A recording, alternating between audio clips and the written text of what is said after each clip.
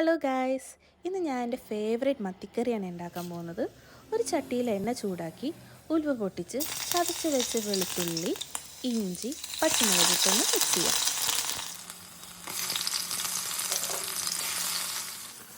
കുറച്ച് കറിവേപ്പില, ചതച്ച് വെച്ച ചെറുള്ളി, കുറച്ച് ഉപ്പ്, ഇതെല്ലാം കൂടി ചേർത്ത് ഒന്ന് മിക്സ് ചെയ്യാം. മല്ലിപ്പൊടി, മഞ്ഞൾപ്പൊടി, കുരുമുളക് പൊടി, കാശ്മീരി ചില്ലി പൗഡർ, കുറച്ച് ഉപ്പ് ഇട്ട് മിക്സ് ചെയ്തെടുക്കാം. ഒരു വലിയ തക്കാളി ഇതിലേക്ക് ചേർക്കാം. കുറച്ച് വെള്ളം കൂടി ഒഴിച്ച് ഇത് നല്ലോണം തിളപ്പിച്ചെടുക്കണം. തക്കാളി നല്ലോണം വെന്ത് കഴിയുമ്പോഴത്തേക്കും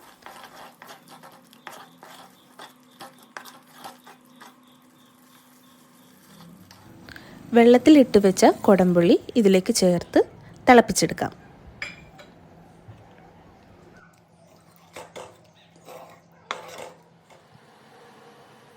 തിള വരുന്നുണ്ട്.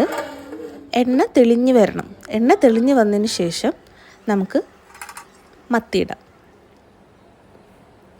ഫസ്റ്റ് ഹൈ ഫ്ലെയിമിൽ തിളപ്പിച്ചിട്ട് ലോ ഫ്ലെയിമിൽ കുക്ക് ചെയ്തെടുത്താൽ നമ്മുടെ മത്തിക്കറി റെഡിയായി.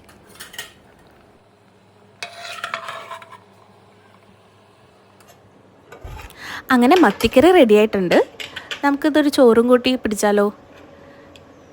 2 മത്തി കഷ്ണവും 2 മത്തി ഫ്രൈയും കൂടി കൂട്ടിയിട്ട് കഴിച്ചു നോക്കാം. സംഭവം നല്ല രുചിയുണ്ട് കേട്ടോ. ഈ വീഡിയോ ഇഷ്ടമായവർ like, share and subscribe. Bye by.